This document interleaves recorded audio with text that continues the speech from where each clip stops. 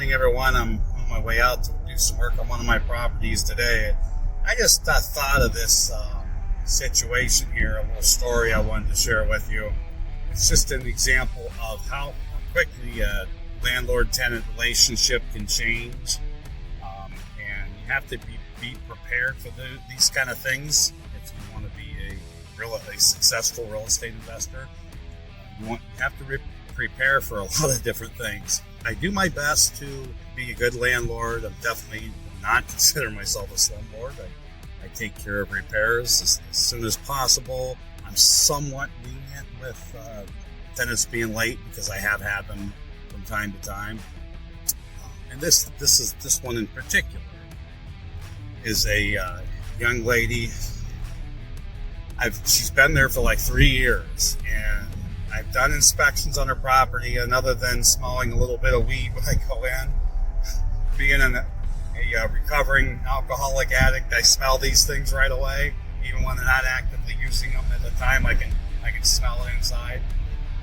But I don't allow smoking, but it's going to happen. There's nothing you can do about it, really. Especially when this tenant pretty much keeps the place clean.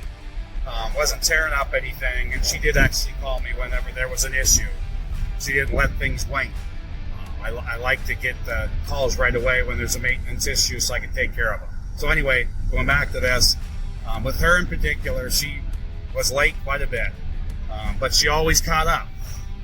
She would get behind a month at first, but then she'd catch up. She'd pay her late fees, so I was kind of just letting her do that because I myself was in a learning process. Again, I've only been doing this since 2015.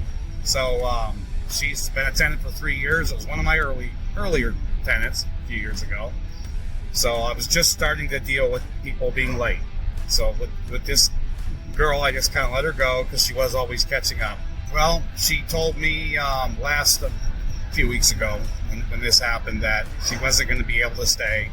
She just wasn't able to get caught up. She was about $2,000 behind. So she said she was going to have to move in with her mom for a while. And I said, that's fine. I wasn't going to penalize her for moving out or anything. If people can't afford it, they can't afford it. So she texted back and said she's going to need the full 30 days. I'm sitting here thinking to myself, I should have given her a 3-day notice for eviction for non-payment because she's behind in her rent. So, but I hadn't been doing that because I felt sorry for her. I was trying to help her get caught up. But I'm trying to figure out how to word this properly. I really didn't know how to word it exactly properly. I just told her you don't have a 30-day notice when you're late on your rent. So she got mad over that. I was actually camping at West Branch when this happened, and I think it was Thursday she told me this. So I told her, the farthest I can get you is the weekend. She didn't respond after that. And I went and went to the place, and she didn't leave it terrible. I've had worse, but there's a lot of junk laying around. But it only takes an hour or two to clean up or so. And it still is decently clean. But again, this is just an example of how quickly things can change, because I don't know if it's the entitlement attitude.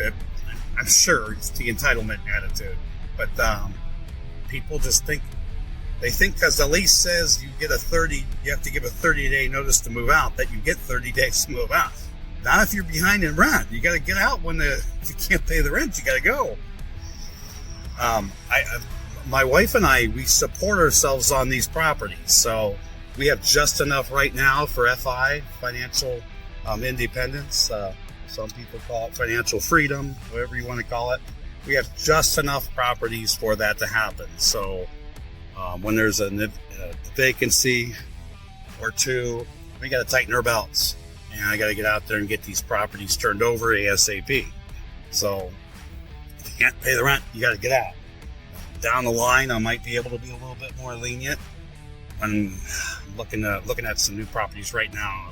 I'm going to talk about these in another video because I'm getting ready to step up my game and get a multi-unit property. And I'm looking into finance a larger multi-unit property. I already have the one duplex, but it's more like a 6 or 8 or something like that.